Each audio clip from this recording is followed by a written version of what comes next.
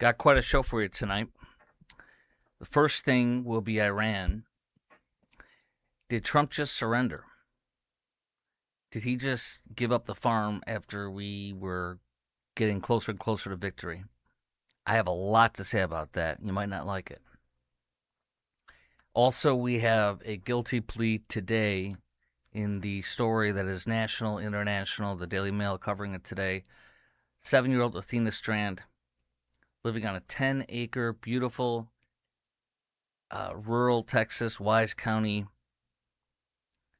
ranch or homestead, being free to play everywhere. Her Christmas present was a Barbie toy set. That Christmas present was delivered by a man who just pleaded guilty to murdering her. The photo that horrorizes everybody when they see it. It was on Fox News today. It was in the Daily Mail today. It shows that the killer lied. It shows that she was alive when he put her in that vehicle.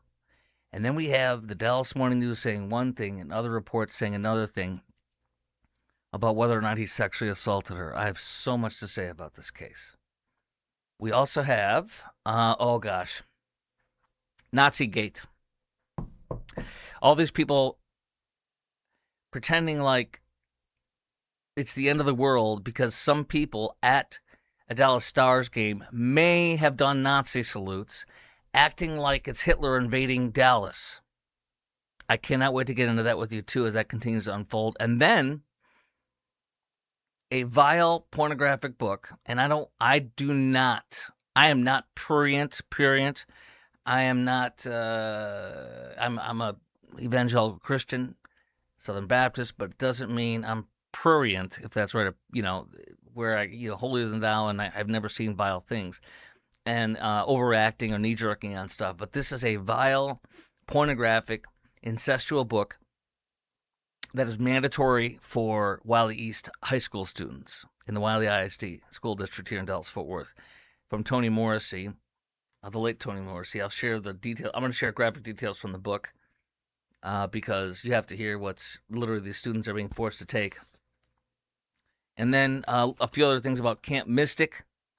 You'll follow up on that and some other stuff. But first, this is Croc Talk with Chris Croc. And this show is brought to you by IRSprob.com. That's IRSPROB.com. You may be noticing me sporting my fancy, schmancy IRSPROB, IRSprob.com sweatshirt. That's because Randy's my friend and sponsor, helping good people with IRS problems, specializing in IRS controversy, IRS audits, and tax planning strategies. Call Randy Martin. He's been my CPA and tax planner for over 9 years. Honored to call him a sponsor. Now, I think Trump made a big mistake. I think this is bad. I think that if my honest hope and prayer is that the deal that Trump just supposedly made with Iran, or is supposedly hammering out the final details, is that it collapses. Because listen to me very closely. Where we're at now, where we were at 2 weeks ago, 3 weeks ago, this war has to be finished. Not ended prematurely, but this war has to be finished. And what does that mean, finished? What that means is there can be no nuclear weapons. I should say the 900 pounds or 1,000 pounds of 60% enriched uranium must not be in that country. We must verify it and take it out ourselves.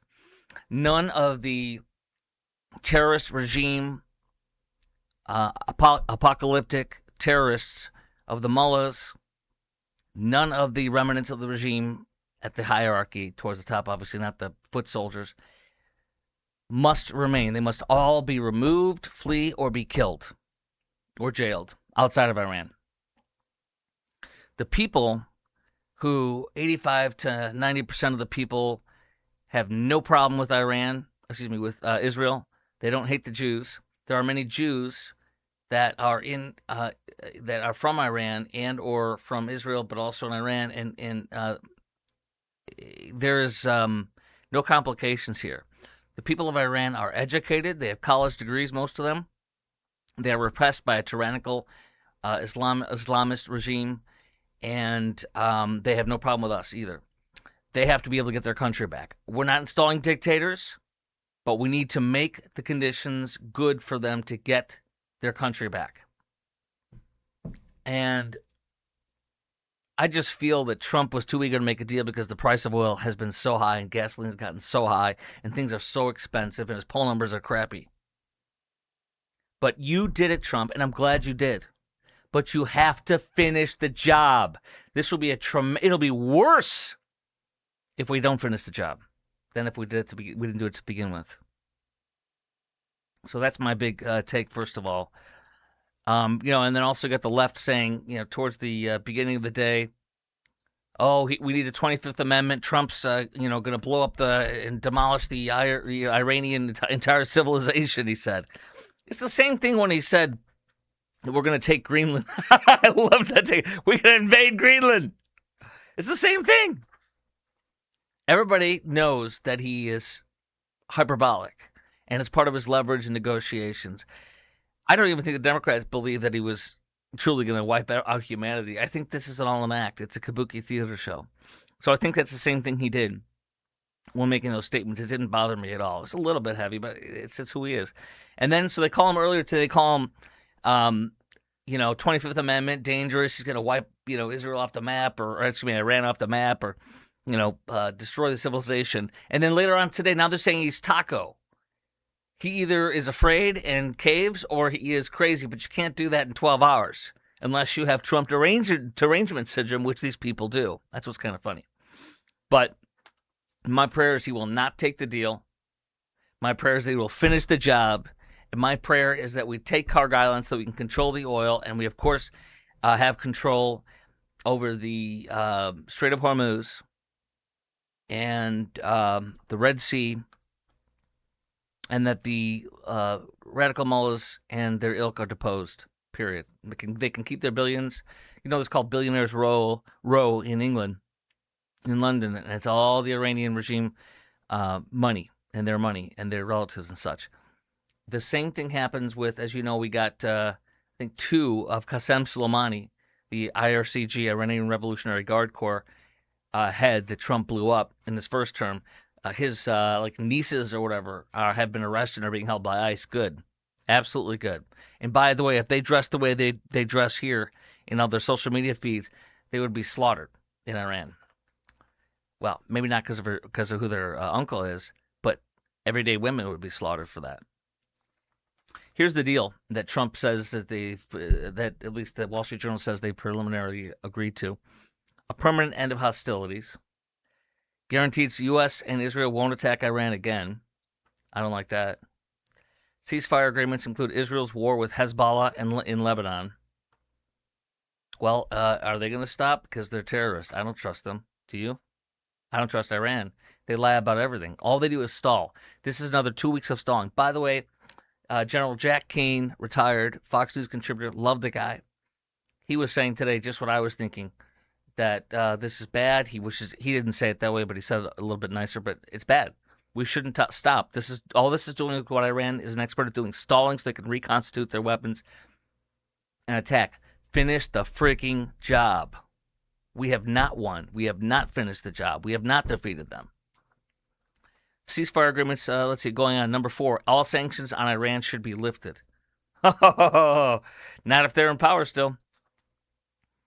All sanctions lifted on Iran's allies. Oh, you mean the Houthis in Yemen, who are attacking our Navy at the highest level of combat since World War II during Joe Biden? We're going to lift sanctions on Hamas. Iran takes control of the Strait of Hormuz. Now, I can't even say that I'm laughing. That's a joke. Iran can charge fees on crossings through the strait. Oh, yeah, my butt. Toll money is used for Iran's reconstruction. I could see Trump maybe doing something like that, but toll fees in Hormuz will be shared with Oman, which is Iran's big ally. One of its big allies, I guess, or one of its few big allies. No, China, Russia, and North Korea are its big allies. After President Trump agreed to a 2-week ceasefire if Iran immediately opened the Strait of Hormuz, Trump in his post on Truth Social said this 2-week period will allow the agreement to be finalized and consummated. I hope it's never consummated. I mean that. I hope it's never consummated. They are apocalyptic terrorists. They are just like Al Qaeda. As I've mentioned to you, Osama bin Laden's son lives in Iran right now. Al Qaeda's leader, who was directly under, it was Osama bin Laden, not Obama bin Laden. Osama bin Laden, then Ayman al-Zawahiri. They were both killed by us. Then the third in command, Al Qaeda, underneath him, is the one who's living in Iran too. This is, this is a joke if we don't finish the job. All right. Let's talk about this picture, and this is going to be a tough one to see. Actually, before we do, it's a good time to pause, because you're about to see a picture that's going to make you cry, probably, about little Athena Strand. We'll get to that in just a sec. It's not graphic, but it's just going to make you cry, I think. Or at least it's going to make you go, whoa. But first, I want to tell you about my sponsor, IRSprob.com. They help good people with IRS problems. They specialize in IRS controversy, IRS audits, and tax planning strategies. I'm friends with George. I'm friends with Ray. I'm friends with Randy. I'm friends with his wife, Norma, and Jennifer at the front desk, and everybody there. They're my CPAs. They have been for over a year. Randy Martin's a great tax planner. He's mine, and he helps good people with IRS problems, specializing in IRS controversy, IRS audits, and tax planning strategies. Call IRSPROB.com. That's IRSPROB.com, as Randy likes to say it. Or call 214-214-3000. That's 214-214-3000. Now, I love telling you also, and by the way, here's a nice picture of Randy speaking at UT Austin, where his alma mater, the best accountancy school in the state of Texas. And there he is speaking with the college kids. Look at how young they are, huh? Randy's a great, great, great guy and a good friend. I also want to tell you, and I love getting to tell you about my plumber and foundation company that I use. It's Due West Foundation Repair and Plumbing. My water heater was done by Due West. 17 feet of pipe underneath my home was replaced by Due West. Every time I get a clog that I can't do myself, they come over and do it. They did my root shields, protecting my house from roots under the house that would destroy the foundation. When they replaced that pipe, they had to put piers under my house because otherwise that dirt will collapse. If you try to push it back in there, it's not going to be as compacted. So that's Due West Foundation and Plumbing. Jim Dutton, the host of Texas Home Improvement, owns Due West. My wife worked there for 3 years, and they've been my plumbers and foundation for over 11 years. This house wasn't purchased until Jim put his stamp of approval on a static test for plumbing, camera in the house with the plumbing, and the foundation inspection. So if you want the best, call Due West. That's du-west.com, du-west.com, or call 972-406-0912, 972-406-0912. By the way, whether you call Randy Martin at irsprob.com or Due West, you tell him Chris Croc sent you. Por favor, gracias. Now we get serious. I want to show you a picture. This is the man who killed Athena Strand. He told the truth and admitted and pleaded guilty today in a court over the murder of this FedEx driver, over the murder of 7-year-old Athena Strand, a 60-pound 7-year-old girl who was playing on her 10-acre estate, which she always did, ran free, very safe. You're in rural Wise County. Why wouldn't you be safe in North Texas there? And then her parents, unbeknownst to her, ordered her a Barbie set for Christmas. Her Christmas gift had arrived. It was delivered by a man who would murder her and, it appears, rape her. I'll get into that in a minute because the Dallas Morning News says the opposite, which is crazy to me. But I want to show you this picture because, first of all, this guy lied. The Wise County authorities say that he lied and created a web of lies. The first thing he said was, I didn't deliver that, I believe he said. Then he said, oh, I hit her. No, he said, I didn't do it. I didn't see her. He then said a green van was there, a mysterious green van. He lied that there was some green van there. Then he was somehow helping track down the real killer. He also lied about killing her and strangling her. He said, no, I hit her by accident with my UPS vehicle. I'm sorry, my FedEx vehicle. And I got panicked. I freaked. I thought her dad would come after me, so I threw the body in the UPS vehicle, the FedEx vehicle, and ditched it 7 or 8 or 9 miles away from the house. That's all a lie. And the biggest, most explosive, most heart-wrenching picture is this one, because she wasn't hit and killed by this guy outside by accident. He dragged her into that car, he put her into the car, and he told her and he terrorized her. Look at this. That is little 7-year-old Athena Strand. She's alive. That's a 7-year-old beautiful girl weighing 60 pounds. And there she is, alive. That is a 265-pound man he saw a little girl as he was dropping off her Christmas present and wanted to take her, murder her, and sexually assault her. He took her, and that was shown as evidence that she was alive and well when he put her on that truck. He lied and said he hit her and, killed her by accident, and he, panicked and threw her on the truck. All a lie. That precious girl was alive and could have been rescued by you or me at that very moment. And there he is, watching forward, driving, getting ready to do sick, evil, and wicked things to that beautiful, sweet little girl. I'm going to read the description while I keep up her picture in the back of that FedEx truck. It's heart-wrenching, but it has to be told, because we need to know that there are sick, wicked, evil people out there who prey on our children.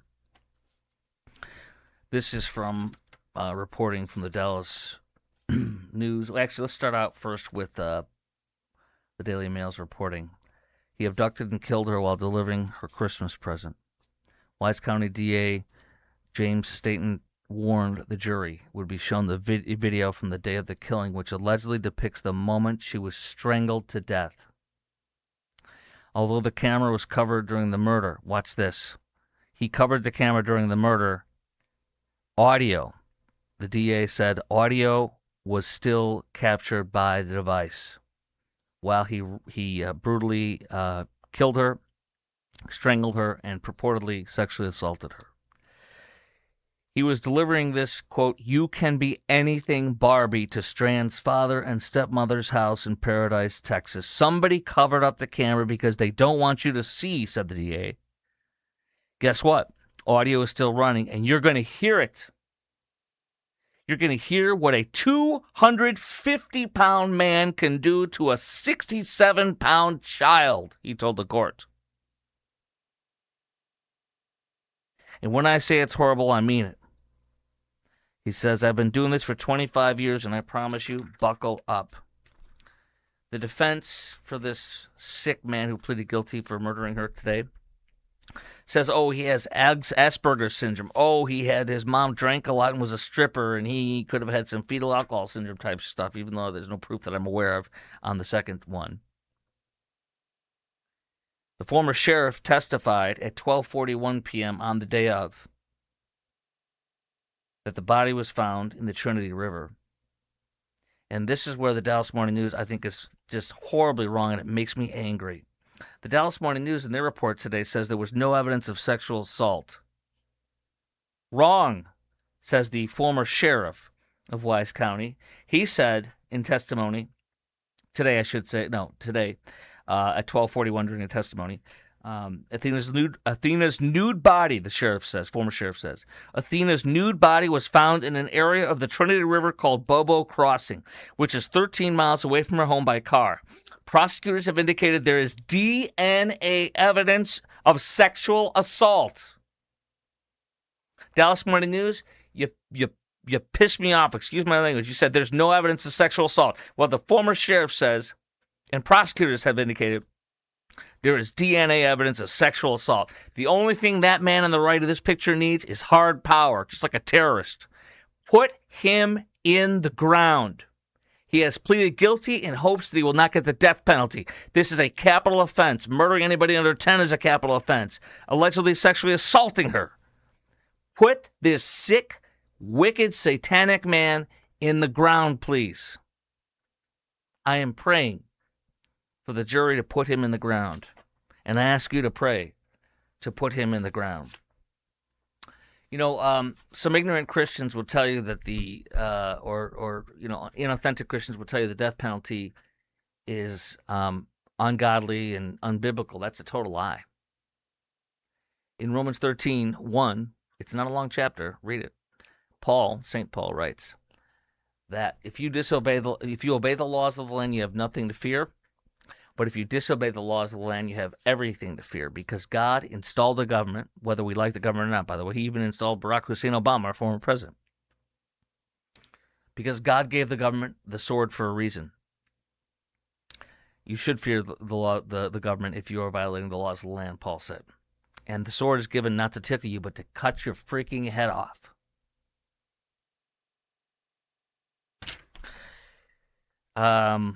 Continuing on with some of the coverage.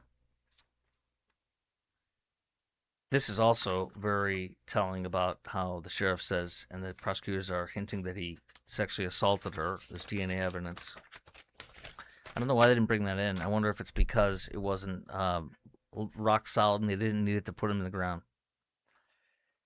He was just charged, when they got him on this, they charged him with other counts of child sexual assault. He is charged with 3 unrelated counts of child sexual assault shortly after being taken into custody in Athena slaying. The crimes are alleged to have occurred on 3 separate occasions in 2013, and they're still pending cases. But the Dallas Morning News is trying to say, but not her, after the sheriff and the prosecutors are alluding to a sexual assault. So he's been charged with 3 unrelated counts of child sexual assault. And this is from, I believe, the Daily Mail. On top of the murder charge, Horner was charged with sexually assaulting a child almost a decade ago. And that's why he had kidnapped Athena Strand. I knew it all along. And the one thing I was saying over and over again before we knew and we get more of this information was, I pray to God she wasn't, but that to me, that's the only motive to do this. On top of the murder charge, he grabbed her after delivering her Christmas present, kidnapped her, and allegedly raped her. Now, her fingernails have his DNA underneath them. A 7-year-old, 67-pound girl against a 250-pound man. On top of the murder charge, he was charged with sexually assaulting a child almost a decade ago and faces 3 additional counts of sexually abusing a child in 2013 in Fort Worth. The mother of Athena Strand has called for the death penalty. Her father has launched a legal action against FedEx, which I agree with 100%. He says that they did not carry out sufficient background checks before hiring him. You think? You think they could have figured some of this stuff out? And I think they were trying to say earlier on, FedEx was trying to say, well, he's a contractor. No. Go after him with every single ounce of your fiber, please, family. Separate case, but I thought it was important to mention this today. And I'm not trying to scare or alarm you or any parents, but I want you to know the truth about how many bad, sick SOBs are out there, and to be aware, to talk to your kids about it. This is a separate case. This is in Johnson County. From Fox 4, child gives graphic details of abuse from Johnson County youth coach. A volunteer youth coach, because they volunteer to come in and do vile things to children. Not every one of them, but the pedos do. Let me tell you what I learned. I was a Boy Scout, one of the dads in a Boy Scout troop. And we, as I've mentioned to you before, it's a strong Christian homeschool troop. And they were going to go to Trail Life, which is a Christian version of Boy Scouts, if you will. But their lawyers determined that the Trail Life was just as vulnerable to lawsuits from the same kind of stuff that Scouts. And so we had they kept it a Boy Scout troop, and the conservative Christian troop that I was a part of for homeschool troop was they went to only the places where they don't have all the crazy leftist LGBTQ stuff for the Scouts. And my son learned to be a man in that troop, and all the dads was a heavily involved dad troop. The ratio of dads to kids was probably better than almost any troop there is out there. Second day in a row, I forgot to turn my phone on vibrate. And we took mandatory sexual assault training or whatever, grooming training and stuff. And I'm going to tell you what, and absolutely Marco Lopez says prayer group for Athena's family. Absolutely. Pray for Athena's family. And pray that this man gets put in the ground. And by the way, if you comment, I'll be able to see it in real time, at least on YouTube, I think, and Rumble. So those comments come up. And I respond. I like that. But what what I learned in my training, it was like mandatory annual training for any adult leader, any adult that's involved in any Boy Scout stuff at all. And what I learned in that is that the groomers come into these groups, whether it's a Johnson County coach, whether it is a Boy Scout troop, a Girl Scout troop, or any of that stuff. They come in and they test the waters gently. They come in, because I mean, this video from the Boy Scouts you have like FBI people, all sorts of like top flight people in the country. Obviously, anybody would want to help with this in this annual training. And they come in and they test the waters. They see if do they blow off the rules. For example, you got to be too deep leadership. If I'm going to go with a boy, away from the campsite, I have to be with another man. If I'm not with another man, I cannot go. The boys, I believe, also have to have two people at all times. They also have rules where they can't be left alone in the tent, and they have certain ages you can't go above to be in the same tent. So they test the waters. Will this troop? Chris Kroc is a longtime dad with his son Isaac, and Chris and Isaac, let's see if Chris is going to make me do too deep leadership. And they come in, they sniff around, they try this or that, and they see if it's lax. If it's lax, they stay, and they start slowly but surely moving in. So what that means is when these rules are done, it is done for a reason. And the moment you relax on them is the moment that you could be making a nice condition for some person to come in, because they come in and they test the waters, okay? That's what they do.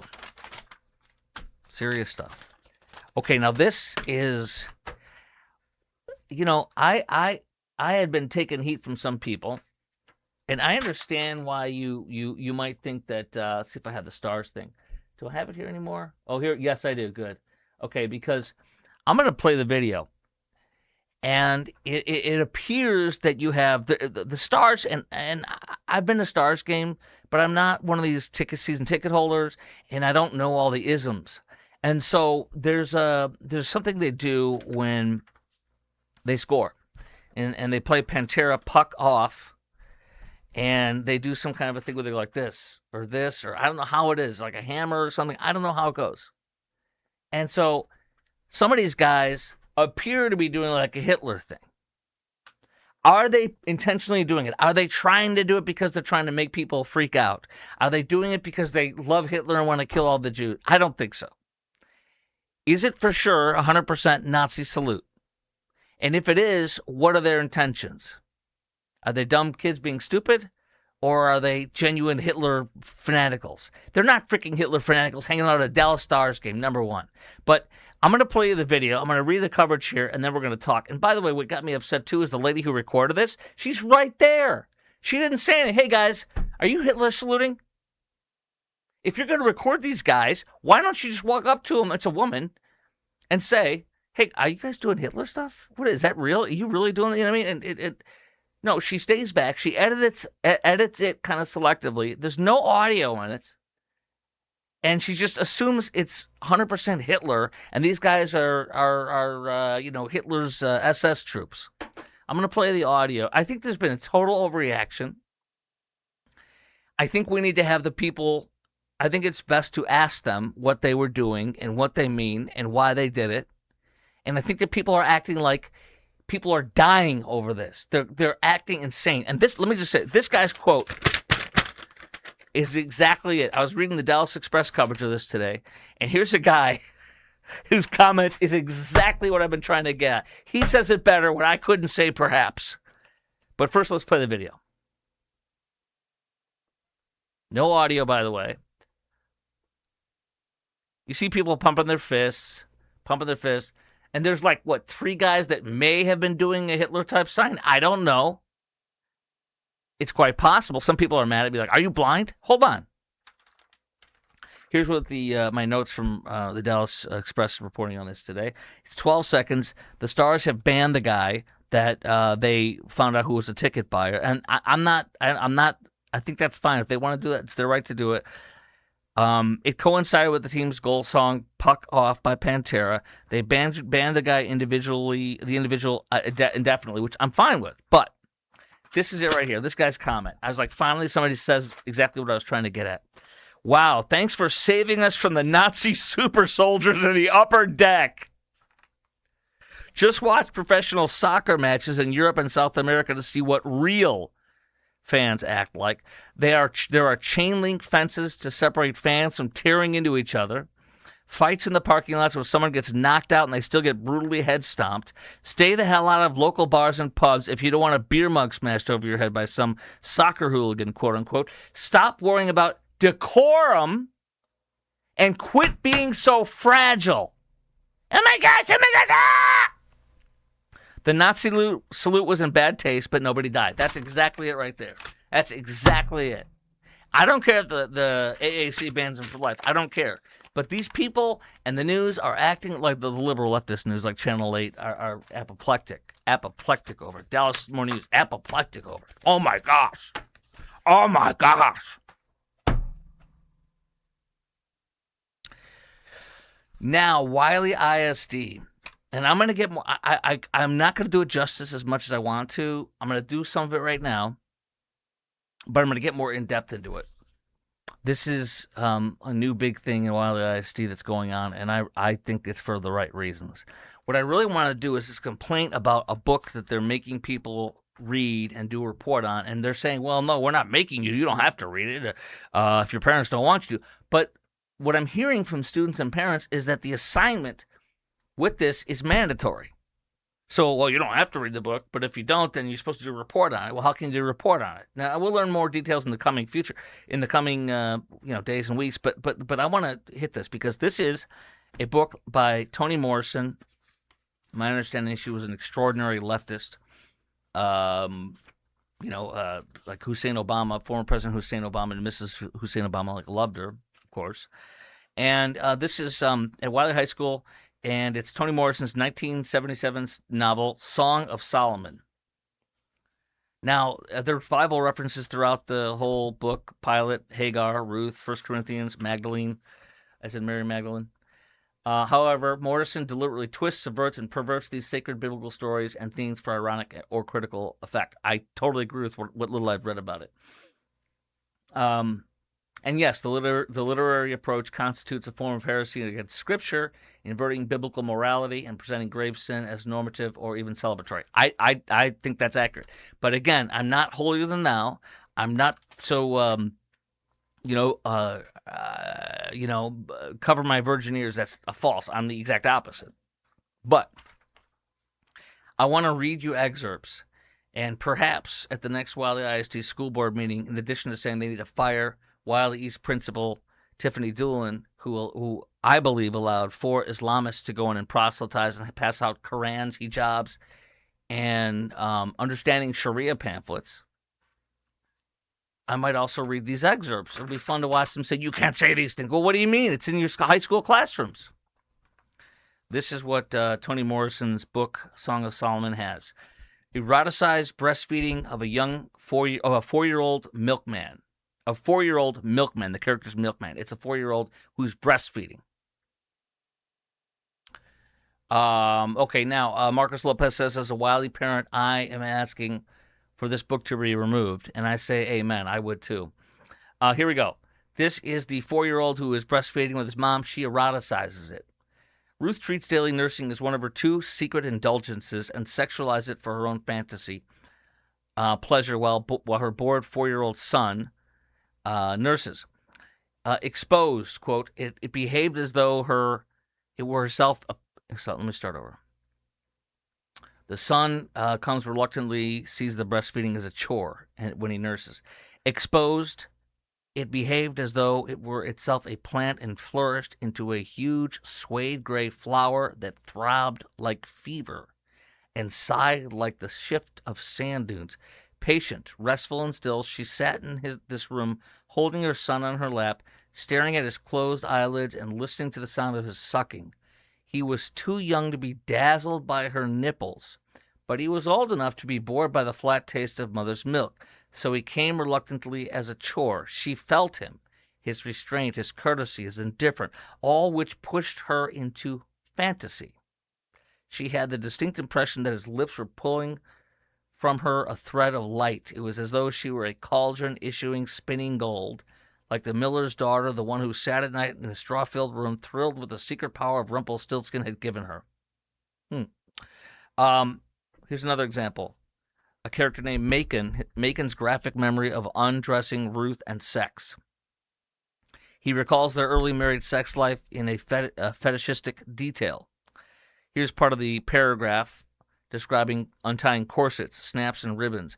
When Ruth was naked and lying there as moist and crumbly as unbleached sugar, he bent to unlace her shoes.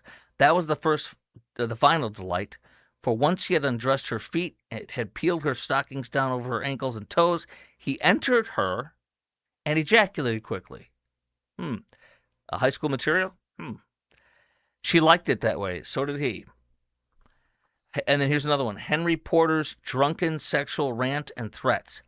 Porter, drunk on the roof, screams for sex and makes violent threats. I want to F. I'm not going to say the word, but she says the full word. I want to F. Send me up somebody to F. Hear me? Send me up somebody. I tell you, or I'll blow my brains out. I'm going to shoot your balls to your throat. I'm going to shoot your balls to your throat. And then the D word. What about his a-hole? And full words, but ever smack your lips over that? Once I had to jam a Coke bottle up his A-word. Your C-word wouldn't fit, as in the male anatomy, your C-word wouldn't fill it. It did. After I had took the Coke bottle out, filled his mouth too. Well, there's more examples, but I mean, those are just some ones there. So is this appropriate for high school? No. Should it be taught? No. I think it's a leftist who justifies profanity and vulgarity because they think that she's such an amazing author. So no, it's not okay. And no, it should not be mandatory. And I will be sharing stuff like how you can sign on to a petition to stop it and other stuff coming in the coming days and weeks. Camp Mystic. 27 dead, 20 children, at least 20 girls. Texas Rangers are now investigating it because you know what? It could be criminal, and it should be investigated as criminal. You know, I don't doubt that the now deceased late head of Camp Mystic, I think his name was Dick, and her name was Tweety or something of that nature. They were revered by all the students and the parents, and I don't doubt that they were and are authentic Christians in the whole family. But you can be an authentic Christian and be criminally culpable, and I believe they always have been and always will be. And I'm glad the Texas Rangers are investigating. First of all, they either ignored or chose to not have the ability for weather alerts, and they lived on the premises. You can get a weather radio. You can have a regular radio. You can have a cell phone where alerts are going off. I don't remember all the specifics, but the alerts on the flash flood and the serious flash flood and the Fortitude, that stuff was an hour before they got flooded. That was a couple hours before they got flooded. It was even 6 or 12 hours earlier when they were warned about it. The National Weather Service was not neglectful. They stocked up their office more than they normally do because they knew this was going to be bad. It was a choice. They also, by Dick and Tweety Eastland, that's their names, remembering now. Dick died trying to save the kids, and Tweety is his wife, who is alive still, from my understanding. But they sought and got the cabins. And this is so sick and sad that the littlest girls were the ones in the cabins right by the river. They heard screams in the night, you know. The littlest girls were the ones in those cabins that were right by the river. And they were the ones who were swept away and died first. And so they sought and got grandfathered for the cabins that were in the floodplain right by the river. And they were criminally neglectful. They had no evacuation plan, and if they did, they didn't do it. And if it was a reasonable one, they didn't do it. And if it wasn't reasonable, they're criminally negligent for that. But it was a choice. They chose to not monitor the weather. They chose to not have a hardline phone or a cell phone or all sorts of stuff they could have had. There's basic precautionary stuff when you're responsible for the lives of a couple hundred children and counselors. Parent Marcos is chiming in too. You can have a signed parent consent form for this book as well. Yeah. I don't know how many parents want to sign that when they find out what's in there. So the Texas Rangers are now investigating this, which is a good thing. They joined a state investigation in Camp Mystic following the 2025 flood response from Fox 4 today that left 27 dead. Lieutenant Governor Dan Patrick is rightfully saying that he's calling on state health officials to deny the camp's 2026 operating license. I totally agree, because he wants this all to be ferreted out before anything happens, and all adjudicated and all finished, because people could die again. I believe you're negligent. Your negligence kills 27 people. You don't get to open up the next year or 2 years later. No, you're out. State officials have not yet determined if criminal charges will be filed. Texas Department of State Health Services says that they've received hundreds of complaints since early February, and it's examining allegations tied to how the camp responded as the floodwaters rose. They did not. The sheriff was negligent. The county officials were negligent. The Eastlands and Camp Mystic that they were in charge of were negligent and criminally negligent. All sorts. The Texas Rangers introduced criminal investigative aspect that largely had been a regulatory and civil matter. It's about time that criminally investigators come in. Lieutenant Governor Dan Patrick wrote that DSHS has received more than 600 complaints from opposing the camp's reopening. Good. The floods killed 25 campers and 2 counselors at the nearly century-old camp. What a horror show. What a horror show that we all saw. Camp Mystic said it plans to reopen this summer. You ain't opening this summer. And has highlighted safety upgrades, new flood warning systems, replacing damaged cabins. No, not good enough. Complete every investigation and a criminal investigation. When it's all done, then you can reopen. I agree with Lieutenant Governor Dan Patrick. A little bit more here. I talk about the Islamization of Texas. I talk about this unbelievable this court. I mentioned that they have been had in Dallas an Islamic court. I want to make sure I get the title right because it's absolutely crazy. Hold on. Let me scroll down because I covered this here. Islamic Tribunal. There's an Islamic Tribunal in Dallas, and some people are trying to defend it or say, well, it's just like what Catholics do. How many are there any Catholic countries? You could say Rome maybe or Italy maybe. Is there an Islamic country that you can think of with their judicial system that you want happening here? Anyways, so the unmarried couple here. This is a story that reminded me of the Islamic Tribunal in Dallas. Total Sharia law, in my opinion. Unmarried couple. So I thought of the story in mentioning this.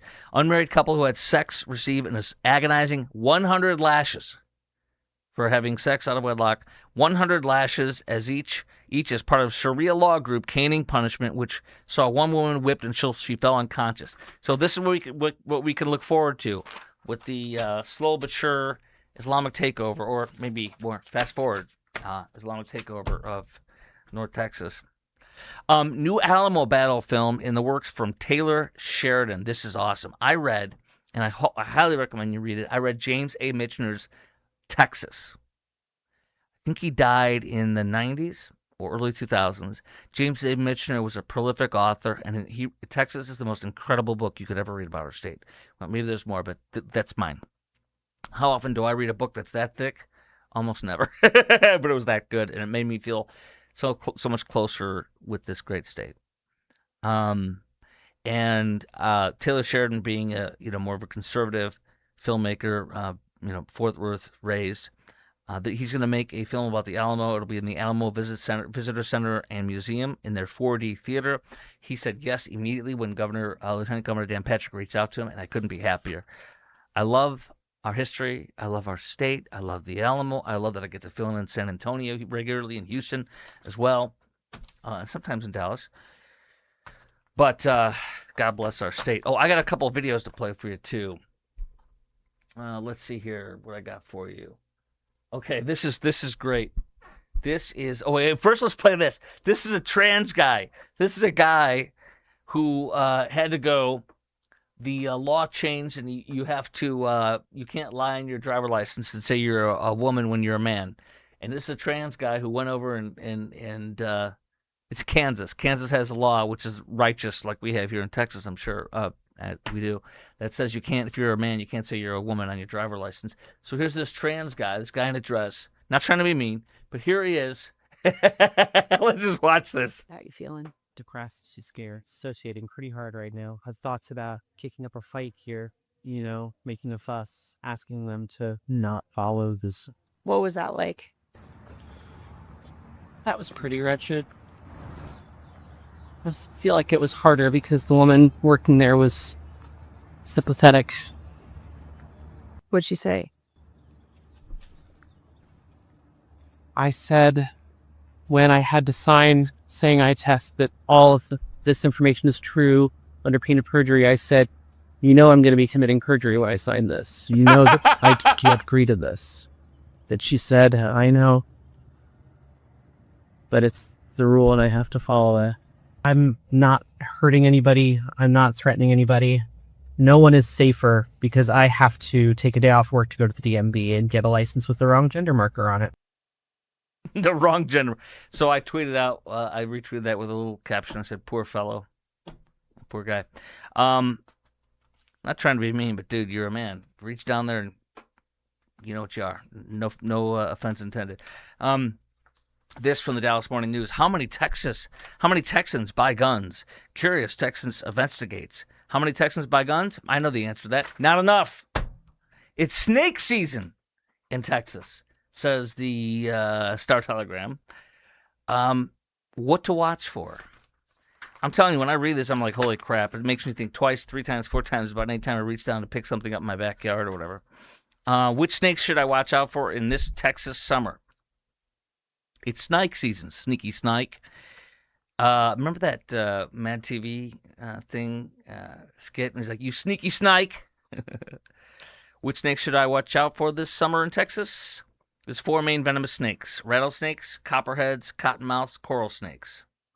When we were at a scout camp in North Texas here, I can't remember what it was called. It'll come to me in a second probably, but we went there, and they have a rattler, place where you can come up and watch them in their little compartments or cages, and it's like, holy crap. Oh my gosh. 4 main venomous snakes: rattlesnakes, copperheads, cottonmouths, and coral snakes. Copperheads are one of the most common snakes you'll run into. They blend in with leaves, dirt, and wooded areas, part of what makes them easy to miss. Ouch. Rattlesnakes, western diamondbacks especially, are found all across large parts of Texas, usually recognized by their thick bodies and rattling sound. Run like hell when you hear that. Cottonmouths, sometimes called water moccasins, I think these ones scare me the most, are more likely to show up near water, lakes and creeks and ponds. They're known for opening their mouths to show a white interior as a warning sign. Oh, that's all I need to see. Okay, bye, I'm leaving. Coral snakes, these ones are real scary too because they're small, I believe, and they have the band like red and yellow, I think. Let's see if I'm onto something. Coral snakes aren't seen as often, but they're highly venomous. No thank you. They have bright red, yellow, and black bands, and you might have heard the saying, red on yellow, kill a fellow, red on black, friend of Jack.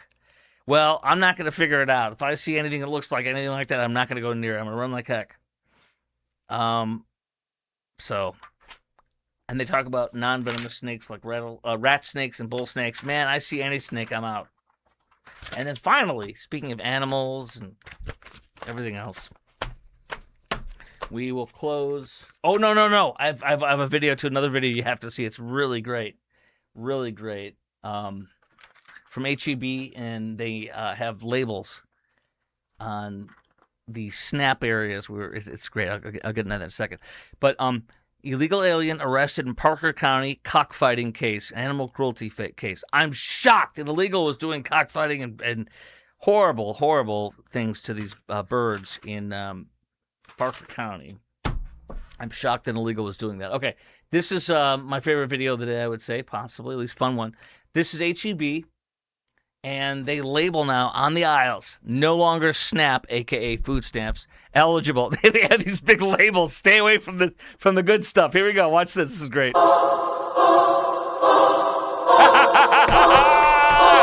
at, they're everywhere, the signs are everywhere.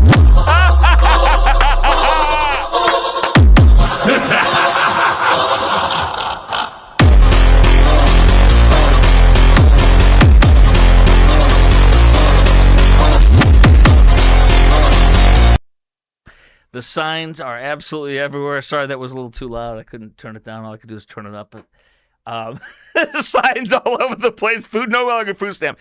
Because they want people that want to buy sugary, crappy, bad food to know, don't even take it off the shelf because we don't want to have to put it back. You're going to see boatloads of stuff being put back. So that's a smart move. And there it is.